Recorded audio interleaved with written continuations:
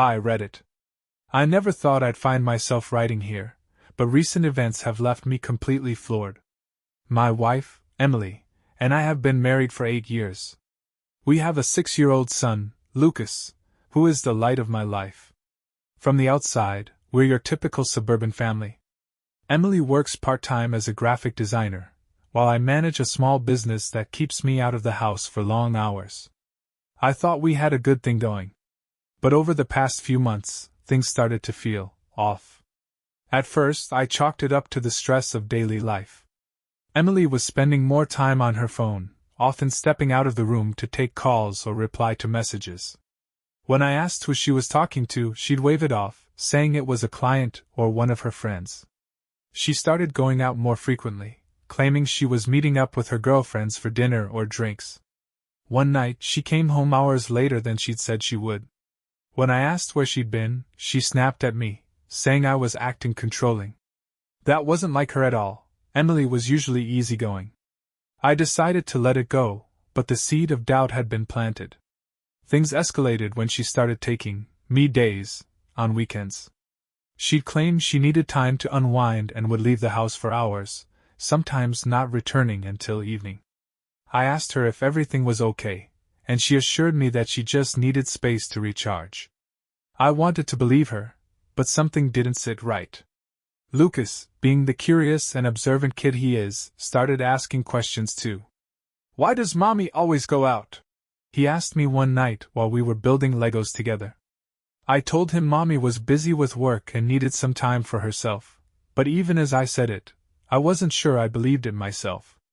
Then there was the time Emily came back from one of her girls' nights, wearing a new necklace. It was subtle, nothing flashy, but I'd never seen it before. When I asked her about it, she said her friend Jessica had given it to her as a late birthday gift.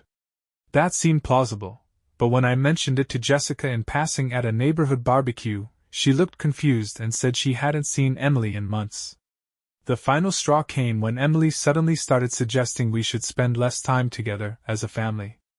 "You work so hard, Jake," she said one night. "Why don't you take a weekend to yourself? Go fishing or something. You deserve it." It felt like she was trying to push me away, and I couldn't figure out why. Looking back, all these moments seemed glaringly obvious, like puzzle pieces I should have put together sooner. But at the time, I convinced myself I was overthinking. After all, Emily and I had been through a lot together. She was my best friend, the mother of my child. Why would she lie to me? I didn't know it then, but the answer to that question was about to hit me like a freight train, and it would come from the most unexpected source, my own son. The moment that changed everything came on an ordinary Saturday morning. Lucas and I were sitting at the kitchen table eating cereal, chatting about his favorite superheroes. Emily had left earlier, saying she was meeting a friend for coffee. As we talked, Lucas suddenly said something that made me freeze. "Daddy, do you know Mommy's friend? The one with the blue car?" I frowned, trying to process his words. "What friend, buddy?" "You know," he said casually, as if it were the most normal thing in the world. "The man who comes over when you're at work. He has a blue car, and he plays with me sometimes." My heart started pounding. I set my spoon down, forcing myself to stay calm. "When does he come over?" I asked. Lucas shrugged. "When you're at work. He's really nice. He brought me a toy car last time. Mommy says he's her special friend." I felt like the floor had just dropped out from under me. My mind raced with questions. Who was this man? Why was he at my house when I wasn't home? And why hadn't Emily mentioned him? Trying not to alarm Lucas, I kept my voice steady. "Do you remember his name?" I think Mommy calls him Uncle Dan." I didn't know anyone named Dan, let alone someone Emily would refer to as Uncle. My stomach churned as I realized how much I didn't know about what was happening under my own roof. "Does he come over a lot?" I asked, my voice barely above a whisper. Lucas nodded. "Sometimes. He was here last week, and he stayed until after I went to bed. Mommy said not to tell you because it's a surprise." I managed a weak smile and ruffled Lucas's hair. Thanks for telling me, buddy. Why don't you go play for a bit? As he ran off to the living room, I sat there in stunned silence. My mind was racing, trying to make sense of what Lucas had just said. A man I didn't know had been coming to my house, spending time with my wife, and apparently staying late into the night. I knew I couldn't sit on this information. I had to find out who this Uncle Dan was and what was really going on. The first thing I did was check Emily's social media. She wasn't the most active poster, but she'd occasionally share photos or updates about her life. I scrolled through her recent posts, looking for anything that might hint at this mysterious friend. There was nothing. No photos, no tags, no comments that seemed out of place. Next, I checked her phone.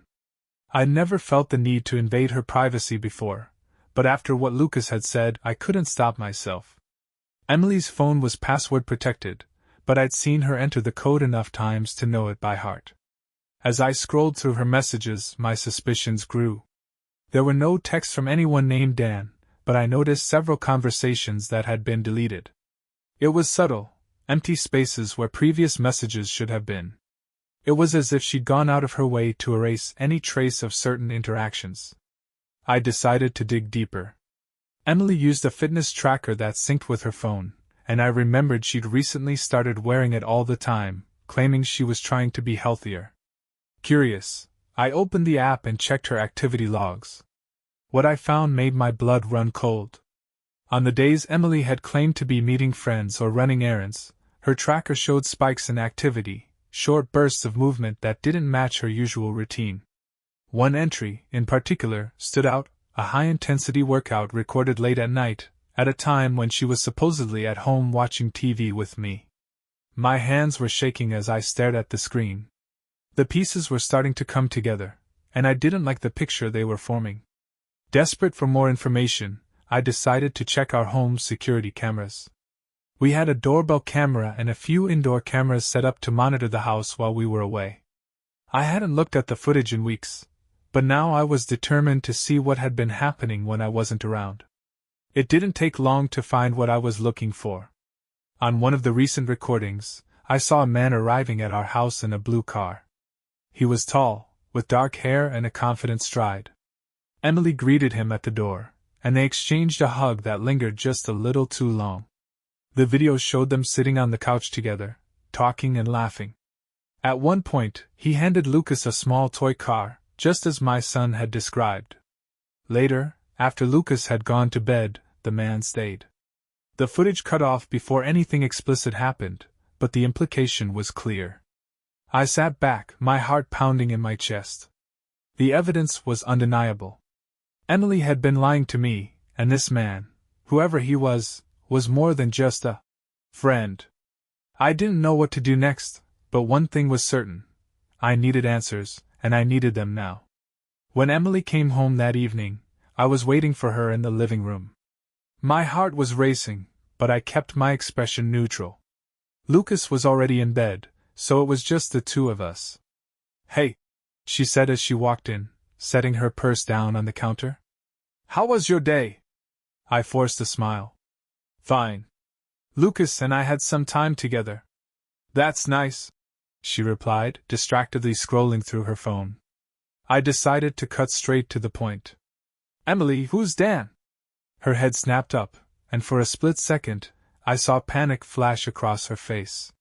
She quickly masked it with a confused expression. "Dan? Who's Dan?" "You tell me," I said evenly. "Lucas mentioned him. Said he comes over when I'm at work. Drives a blue car. Ring any bells?" Emily's face flushed, and she let out a nervous laugh. "Oh, that? Lucas must be confused. He probably meant someone else."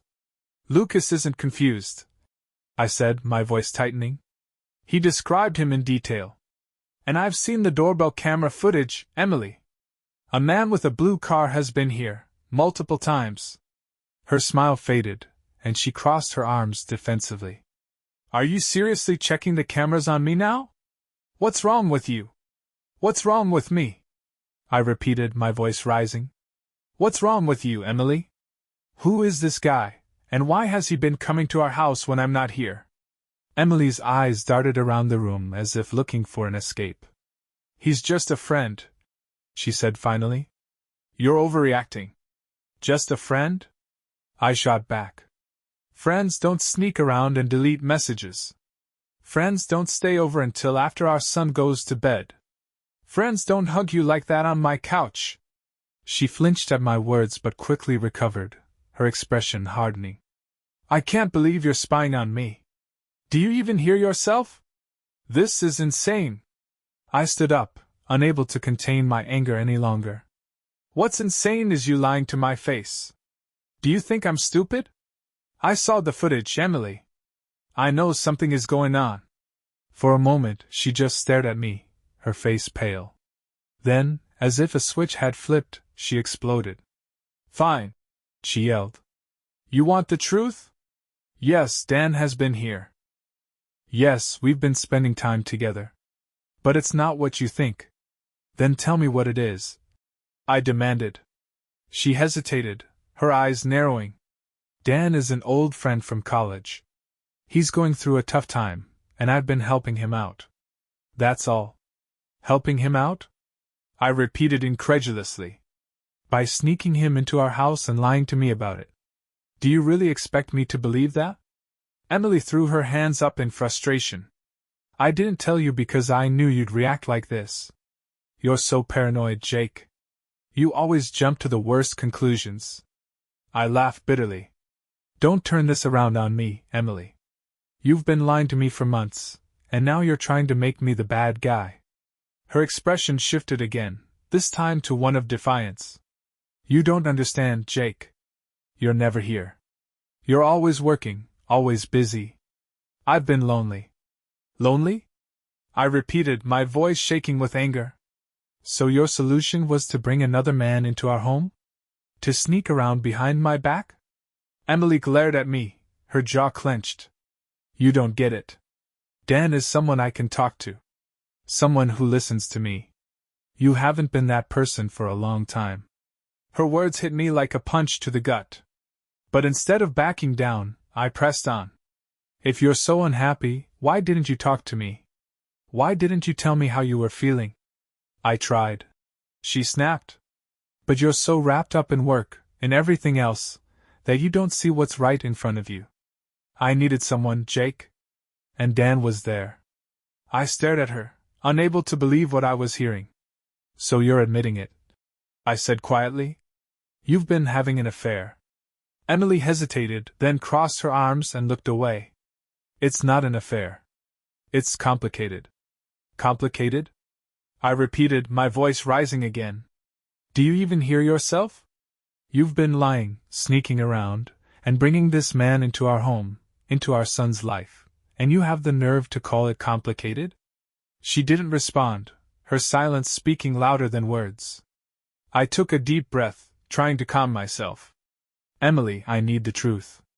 All of it. Right now. For a long moment, she said nothing. Then, finally, she looked up at me, her eyes filled with tears. Yes, she said softly. I've been seeing Dan. But it's not what you think. We haven't done anything. We're just close. That's all. I wanted to believe her, but the evidence said otherwise. Do you think I'm stupid? I asked, my voice trembling. I've seen the footage. I've seen the messages you deleted. I know more than you think, Emily. So stop lying and tell me the truth. She broke down then, covering her face with her hands. I don't know what you want me to say. She sobbed. I screwed up, okay? I didn't mean for this to happen, but I was lonely, and Dan made me feel wanted. Her words hung in the air like a toxic cloud, and I felt a wave of nausea wash over me. This was the woman I had trusted with my heart, my life, my family, and she had betrayed me. I didn't know what to say, so I just stood there, staring at her as she cried. The truth was out, but it didn't bring me any relief. If anything, it made the betrayal feel even worse. Eventually, Emily looked up at me, her eyes red and swollen. Jake, I'm sorry, she whispered. I never wanted to hurt you. But her apology felt hollow, and I couldn't bring myself to respond. Instead, I turned and walked out of the room, leaving her alone with her guilt. I wish I could say I handled everything after the confrontation with clarity and purpose, but that would be a lie. The days following Emily's admission were a chaotic blur of disbelief, anger, and betrayal. I've always considered myself a rational person, someone who can process problems methodically, but this was different. This wasn't just a problem to solve, it was my life unraveling in real time. I slept on the couch that night, not because Emily asked me to, but because I couldn't bear to be near her. Every time I closed my eyes, I saw her and Dan together. I replayed Lucas's innocent words in my head, over and over. Mommy's special friend. It felt like a knife twisting in my gut each time. Emily tried to talk to me the next morning. She made coffee and sat down across from me at the kitchen table, her face pale and drawn. "Jake," she started, her voice shaky. "We need to talk about this." I didn't even look at her. "Talk about what? The fact that you've been sneaking around with another man while I'm at work? Or the part where you involved our son in your lies?" She flinched at my words but pressed on. "I know I've hurt you, and I'm so sorry. But I need you to understand." I cut her off, finally meeting her gaze. "Understand what, Emily? That you were lonely? That I wasn't good enough? Because that's all I've heard so far, and it's not cutting it." Tears welled up in her eyes, but I felt no sympathy.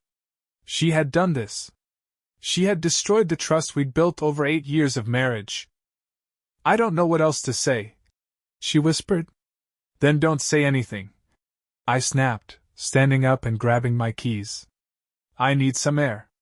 I drove aimlessly for hours that day, trying to make sense of everything. I parked at a nearby lake, staring out at the water as 1,000 thoughts raced through my mind.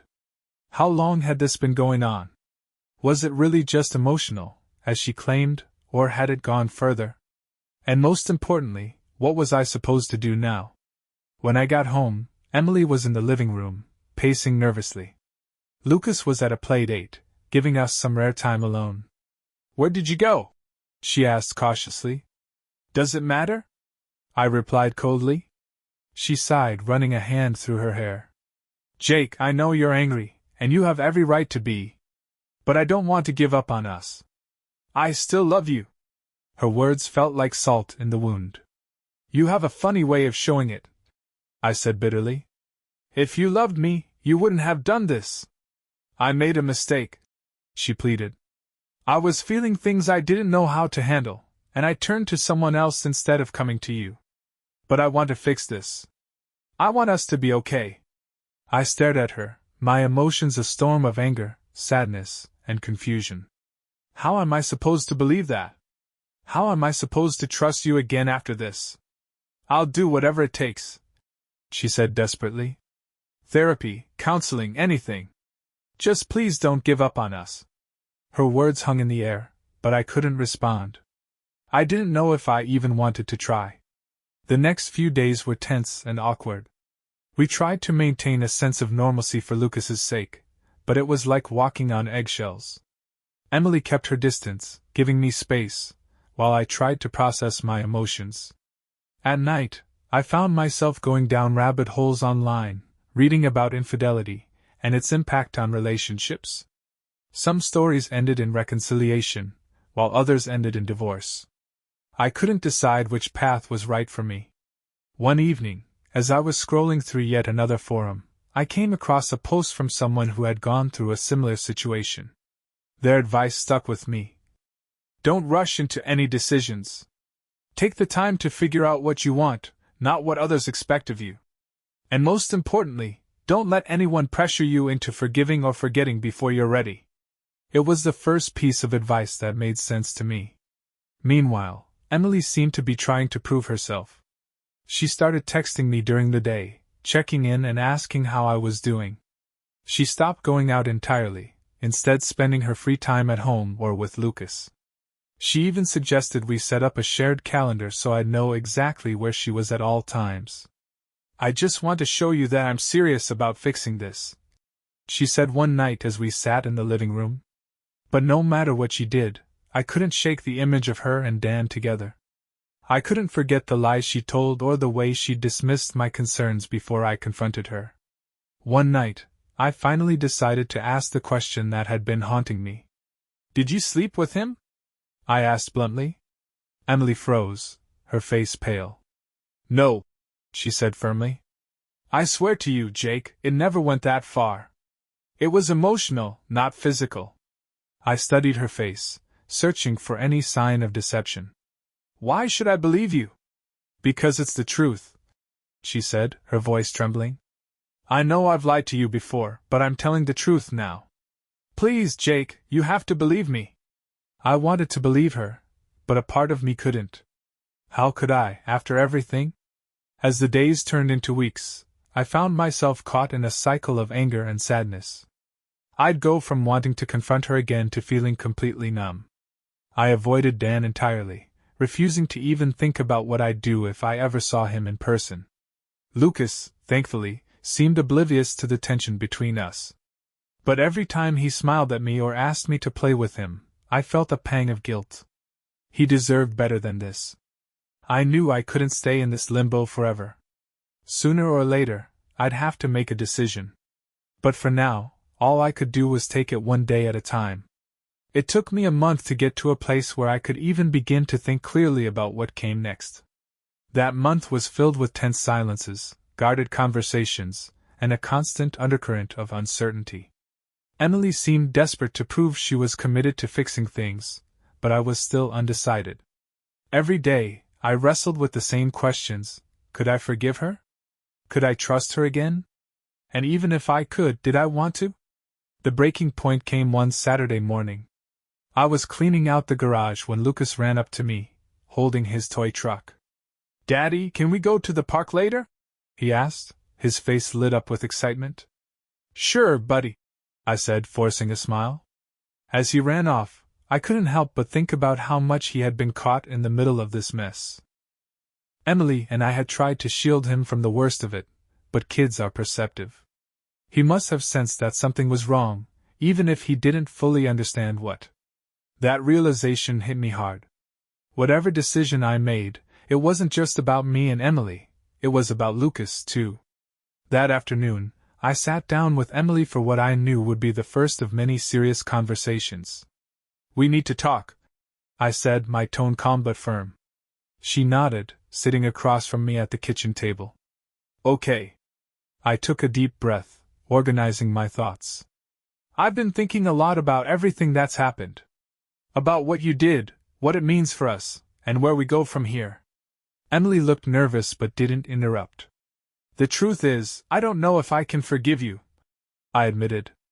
"I don't know if I can ever trust you again. And without trust, I don't see how this marriage can work." Her eyes filled with tears, but she held them back. "I understand," she said quietly. "But," I continued, "I also don't want to make any rash decisions. For Lucas's sake, I think we need to take some time to figure this out. Separately." "What do you mean?" she asked, her voice trembling. "I think we need to separate for a while," I said. "I'll stay here, and you can stay with your sister or somewhere else. We'll keep things as normal as possible for Lucas, but we need space to figure out what we want." Emily stared at me, her expression a mix of shock and sadness. "Are you sure that's what you want?" "It's not about what I want," I said. "It's about what's best for everyone. Right now, I can't move forward without some distance." She nodded slowly, wiping away a tear. "Okay. If that's what you need, I'll do it." The next few days were a whirlwind of logistics. Emily packed up some clothes and essentials and arranged to stay with her sister. We explained the situation to Lucas in the simplest terms possible, telling him that Mommy would be staying with Aunt Sarah for a little while but that we'd still see her all the time. Lucas seemed confused but didn't ask too many questions. I think he was more concerned about whether I'd still take him to the park. Once Emily moved out, the house felt eerily quiet. At first, I thought the silence would be a relief, but it wasn't. It felt heavy, like a constant reminder of everything that had gone wrong. I spent my evenings diving into work, keeping myself as busy as possible. When I wasn't working, I was with Lucas, trying to give him as much attention and stability as I could. Emily and I kept our communication to a minimum, only discussing things related to Lucas. She called him every night before bed, and we arranged for her to visit him a couple of times a week.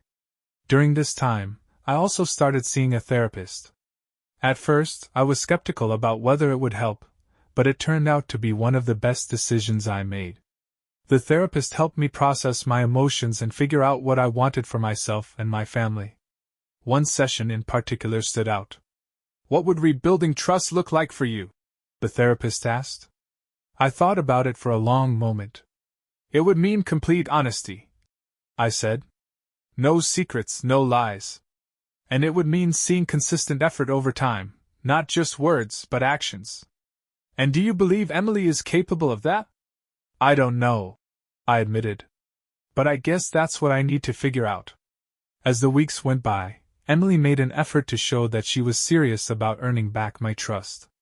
She sent me updates about where she was and what she was doing, even when I didn't ask for them. She also started seeing a therapist on her own, something she had never been willing to do before. One evening, she asked if we could meet to talk.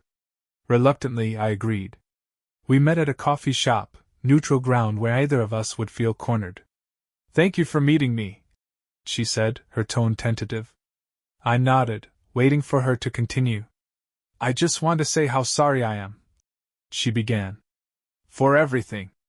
I know I've hurt you in ways that might never fully heal, and I hate myself for that. But I want you to know that I'm committed to doing whatever it takes to make things right." Her words sounded sincere, but I'd heard apologies before. "Actions speak louder than words," I said simply. "I know," she replied. "That's why I've been seeing a therapist. She's helping me understand why I did what I did and how to make sure it never happens again." "That's a start," I said, my tone guarded. Emily hesitated, then added, "I'm also willing to sign a postnuptial agreement if that would make you feel more secure. Whatever it takes, Jake. I just want to rebuild what we had." Her offer caught me off guard. A postnuptial agreement wasn't something I'd even considered, but the fact that she brought it up showed she was serious. By the end of our conversation, I still wasn't sure what the future held. But for the first time, I felt like we were at least on the same page. As I drove home that night, I realized that the separation had been the right decision. It gave both of us the space to reflect and figure out what we truly wanted. As I sit down to write this, months have passed since the day my world was turned upside down. Looking back, it feels like a lifetime ago. The pain, the betrayal, and the chaos, it all feels less raw now, though it hasn't disappeared entirely. After the separation, Emily and I agreed to take things slowly. We decided to focus on co-parenting and keeping life as stable as possible for Lucas. For a while, that was all we talked about: his school, his activities, his needs. But as time went on, we started having deeper conversations about our marriage, about what went wrong, and about whether we could ever rebuild what had been broken. Ultimately, I came to a decision. I realized that forgiveness wasn't something I could rush or force. It had to come naturally, over time, and only if I truly felt it was deserved. And while Emily was making a genuine effort to show me she had changed, I knew deep down that I might never fully trust her again.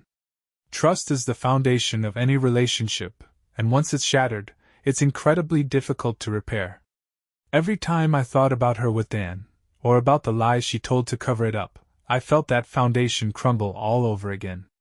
So, I made the hardest decision of my life. I told Emily that I wanted a divorce. When I broke the news to her, she was devastated. "I thought we were making progress," she said, tears streaming down her face. "I thought you were starting to trust me again." "I'm sorry," I replied, my voice steady but heavy with emotion. "But I've realized that I can't live like this. I can't live in constant doubt, wondering if I'll ever be able to trust you again. It's not fair to either of us."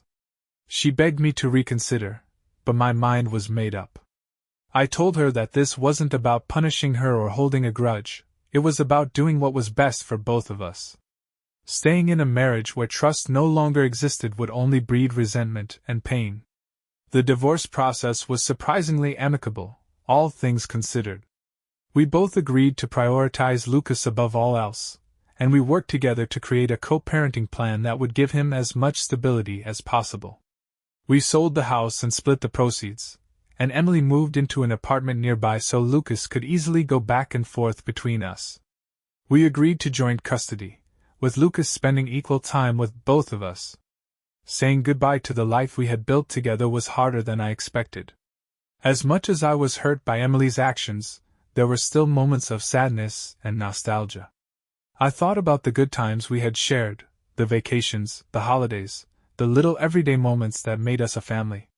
Letting go of all that wasn't easy, but it was necessary. In the months since the divorce, I've started to rebuild my life. I've thrown myself into my work, reconnected with old friends, and even started exploring hobbies I'd neglected for years. Most importantly, I've focused on being the best father I can be for Lucas. He's adjusted remarkably well to the new arrangement, and seeing him happy and thriving has been a source of comfort and pride. Emily and I are cordial but distant. We communicate when necessary for Lucas's sake, but our conversations are brief and to the point. I think we both know that keeping a healthy boundary is what's best for us. Looking back, I've learned a lot from this experience. I've learned that betrayal doesn't have to define you, and that it's possible to come out the other side stronger and more resilient. I've learned the importance of setting boundaries and standing up for yourself, even when it's painful. If I could offer one piece of advice to anyone going through a similar situation, it would be this: don't rush the healing process. Take the time to figure out what you truly want and need, and don't let anyone pressure you into making a decision before you're ready. Infidelity is a devastating experience, but it doesn't have to be the end of your story. It can be the beginning of a new chapter, one where you prioritize your own happiness and well-being. As for me, I'm still figuring out what my next chapter looks like. But for the first time in a long time, I feel hopeful. And that's enough for now. Leave a comment with your thoughts on the story.